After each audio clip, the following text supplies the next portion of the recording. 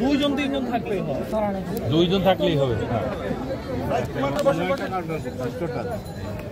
9টা counter 18 জন বসবে। দূর পর্যন্ত তারপরে মেডিসিনে তো দিচ্ছি আমরা। হ্যাঁ মেডিসিন দিচ্ছি, আমি দেখাবো। এরাও আর এই দুটো হচ্ছে আমরা বাচ্চাদের জন্য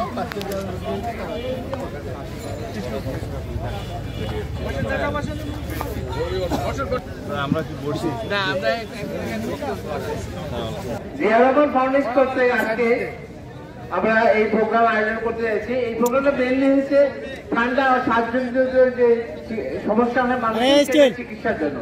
আপনারা জানেন আমরা জিয়া রহমান ফাউন্ডেশন দীর্ঘদিন যাবৎ কাজ করে আসতেছি, কিন্তু গত 17 বছর যাবৎ আমরা এত বড় আকারে করতে পারিনি। আমরা করছি, আমরা এর মধ্যে এবার যে বন্যা হলো, বন্যাতে করছি, বিভিন্ন সময় প্লেট বিভিন্ন জায়গায় আমরা করে আসছি। আমাদের ফাউন্ডেশনের মূল জিনিসটা আমরা সেবামূলক সংগঠন। এই সংগঠনের প্রেসিডেন্ট হচ্ছেন জনাব তারেক রহমান খান উনি নিজে, এবং ভাইস প্রেসিডেন্ট হচ্ছেন জনাব জুবেদা রহমান। এই দুজনই এইটা মূল দায়িত্বে আছেন, আমি একজন ডাইরেক্টর হিসেবে কাজ করি। আজকে এখানে উপস্থিত আছেন আমাদের বিএনপি স্থায়ী কমিটির অন্যতম সদস্য সালাউদ্দিন ভাই, উনি এটা উদ্বোধন করবেন। আমাদের এখানকার মূল উদ্দেশ্য হচ্ছে যারা শ্বাসকষ্ট রোগী আছেন এই এলাকায়, আমরা ইতিমধ্যে তাদেরকে বাসায় যেয়ে তাদের তথ্য নিয়ে তাদেরকে কার্ড দিয়ে দেওয়া হয়েছে। সেই কার্ড দিয়ে তারা এখানে আসতেছেন। ডাক্তাররা এখানে আপনারা পিছনে দেখতেছেন, প্রতি ব্যাচে প্রায় 18 থেকে 20 জন ডাক্তার বসবেন, তারা তাদেরকে চিকিৎসা দেবেন। চিকিৎসা দেওয়ার পর ওই পাশের রুমে তারা যাবেন, যে ওখান থেকে তারা ওষুধ গুলো দেবেন। অর্থাৎ এই সিস্টেমে আমরা চলতেছি। আমি আজকে কথা বাড়াবো না, আমি আমাদের যে প্রধানমন্ত্রী যে উদ্বোধন করবেন ওনাকে অনুরোধ করবো ওনার বক্তব্য দেওয়ার জন্য। ধন্যবাদ। ধন্যবাদ। বিসমিল্লাহির জিয়া রহমান ফাউন্ডেশন কর্তৃক আয়োজিত এই অনুষ্ঠানে উপস্থিত আছেন জিয়া রহমান ফাউন্ডেশনের ডোনার সহ অন্যান্য সকল নেতৃবৃন্দ, চিকিৎসক ভাই ও বোনেরা, যারা স্বাস্থ্যসেবা নিতে এসছেন, প্রিয় ভাই বোনেরা এই এলাকার এবং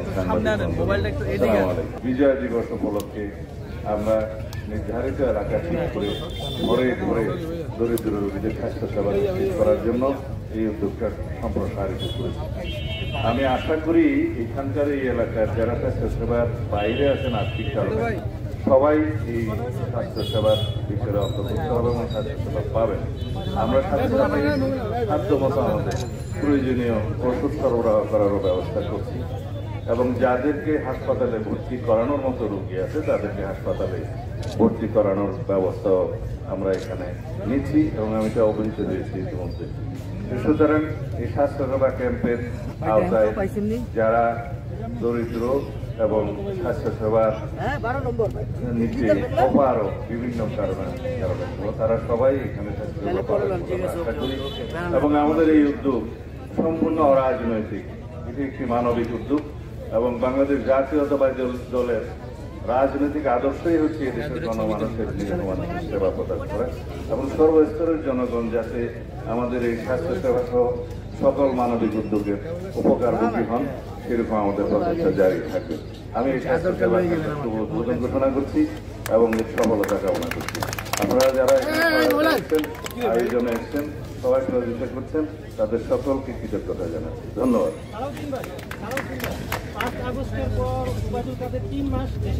এটা নিয়ে একটু পরে কথা বলি, কারণ এখানে স্বাস্থ্যসেবার সাথে এটা যায় না। যাবে?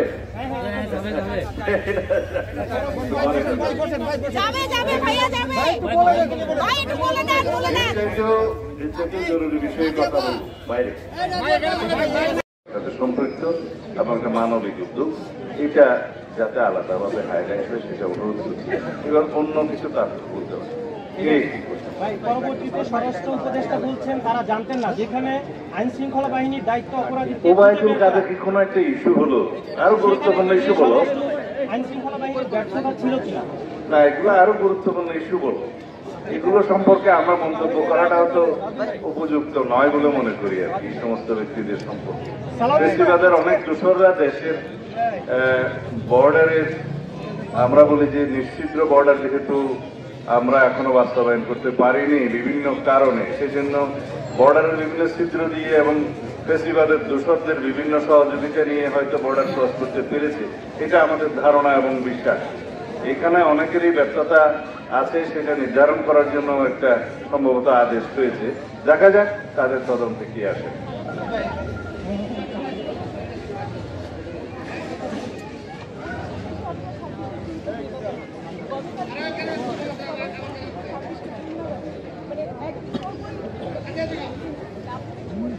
এটার প্রাথমিক প্রতিক্রিয়া হিসেবে সাভারের জাতীয় স্মৃতিসৌধ থেকে আসার সময়ে একটা প্রতিক্রিয়া ব্যক্ত করেছিলাম যে নেহায়েত একটি নির্বাচন সম্পর্কিত সময়ের ধারণা দিয়েছেন তিনি। এখানে দিন তারিখ মাস সহ এবং নির্ধারিত প্রয়োজনীয় সংস্কার নির্বাচনমুখী এগুলো করা এবং তার জন্য প্রয়োজনীয় সময় নির্ধারণ সহ এবং একটি নির্বাচনের রোডম্যাপ জনগণ প্রত্যাশা করেছিলেন মাননীয় প্রধান উপদেষ্টার কাছে, এই অন্তর্বর্তী সরকারের কাছে। সেই প্রত্যাশা আমাদের পূরণ হয়নি। যে ঘোষণাটা এসছে গতকালকে প্রধান উপদেষ্টার পক্ষ থেকে তার প্রেস সচিব দিয়েছেন, সেটা ওনার ভাষণেরই একটি অংশ ছিল। আমরা সরকারি ঘোষণার সাথে একমত কিনা সেই বিষয়ে পরে কথা বলতে পারি, কারণ এটার সাথে যৌক্তিকতা যায় না।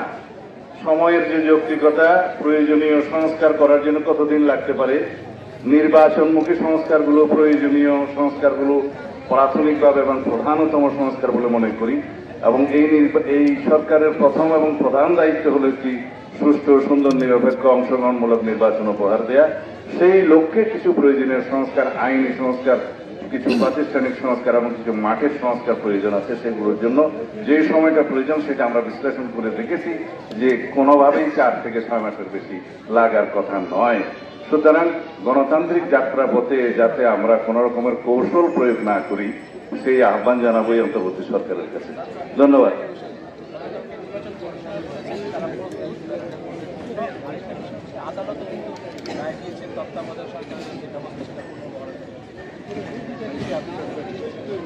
দুইটা সম্পূর্ণ আলাদা বিষয়।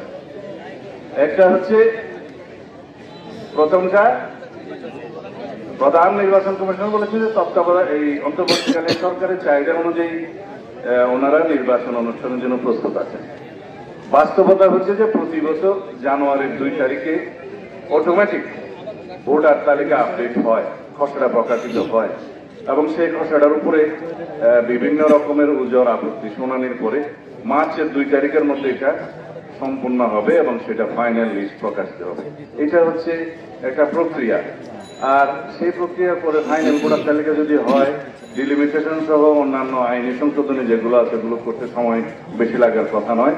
এবং নির্বাচনের প্রস্তুতি বলতে আমরা প্রধানত এগুলোই বুঝি এবং সেই নির্বাচনের প্রস্তুতি সম্পন্ন হতে প্রধান নির্বাচন কমিশন যেটা দিয়েছেন তাতে 3 থেকে 4 মাসের বেশি যৌক্তিক সময় লাগার কথা না। আমার মনে হয় যে আমি ওইটা পরে আর আদালতের বিষয়ে যেটা বলেছেন যে তত্ত্বাবধায়ক সরকার ব্যবস্থা ফিরে এসছে, এটা আরেকটু সময় নিতে হবে। কারণ এটা দুইটা বিষয়। একটা হচ্ছে যে সংসদে 5ম সংশোধনীর মাধ্যমে তত্ত্বাবধায়ক সরকার ব্যবস্থা উঠিয়ে দেওয়া হয়েছে এবং একই সাথে তার আগে সুপ্রিম কোর্টের আপিল বিভাগ একটি জাজমেন্ট দিয়েছে যেখানে তত্ত্বাবধায়ক সরকার ব্যবস্থা বিলুপ্ত করে। সেটার বিরুদ্ধে এখন রিভিউ শুনানির জন্য পেন্ডিং আছে, রিভিউ আছে এবং সেই রিভিউটা ফাইনালাইজ হওয়ার জন্য আগামী মাস পর্যন্ত সম্ভবত সময় আছে। সেইটাতে যদি জনগণের পক্ষে রায় যায়, তত্ত্বাবধায়ক সরকার ব্যবস্থা যেটা বিলুপ্ত করে একটা বিতর্কিত রায় খায়রুল সাহেব দিয়েছিলেন, সেটার বিপক্ষে যদি রায় যায় তাহলে একদম পাকাপোক্তভাবে তত্ত্বাবধায়ক সরকার পুনর্বহাল হবে সংবিধান।